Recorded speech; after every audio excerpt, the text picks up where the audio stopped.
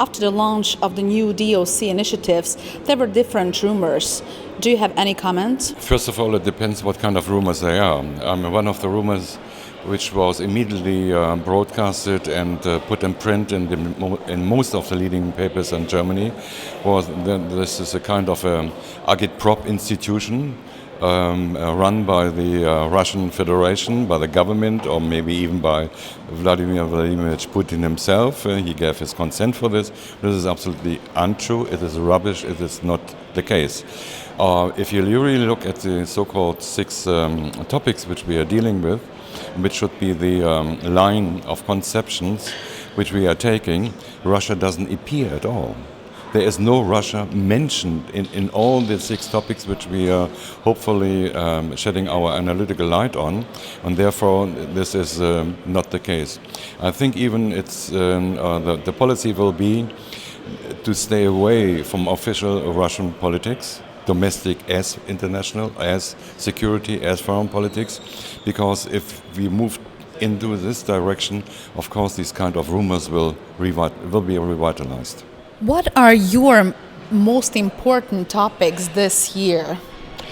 I'm running a session, and I put it together on European security and the fate of Europe, and as well if there is a restructuring of Europe, because Europe, as you know, is in a very dire and sad situation at the moment. Many difficulties, not only the refugee problem, but as well the financial and monetary problem which started in 2009 are still not over.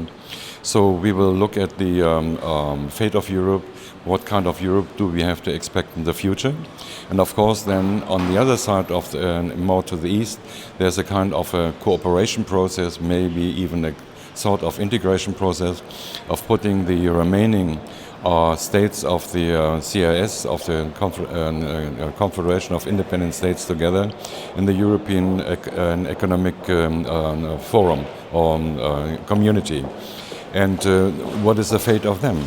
And the real question we need to ask and to answer is, can the 2 economic blocs once move together and doing the job from below, from the economic level, to bring the politics and the cultural and the norms again into life, so that we have a kind of a peaceful and respected Europe in the future.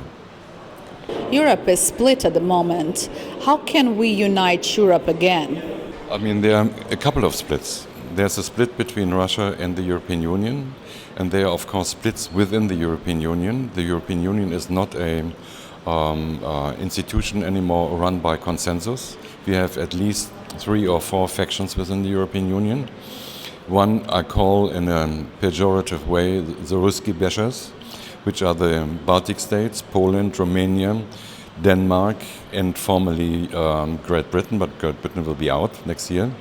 So this is one very transatlantic-based group of countries, very powerful, and they are fighting, of course, for not bringing Europe together. That means uniting Europe with Russia, but of marginalizing Russia within Europe. And then there's another faction in the European Union, which I would call the moderate pragmatists, which have economic and political ties since decades with Russia. This is Austria, of course, Germany, Holland, Belgium, France, and northern Italy. Yeah? So they have an interest, of course, of mending the problems and mending the fences. So I think if these countries gain the upper hand in the European Union, this would be a very strong and difficult struggle, of course. Yeah, you need to convince, and but then we can, I think, overcome the division in Europe. But on the other hand, the Kremlin has to play as well. No adventurous and no negative policies coming out of the Kremlin, and then the arguments of marginalizing or pushing Russia out of Europe will die away.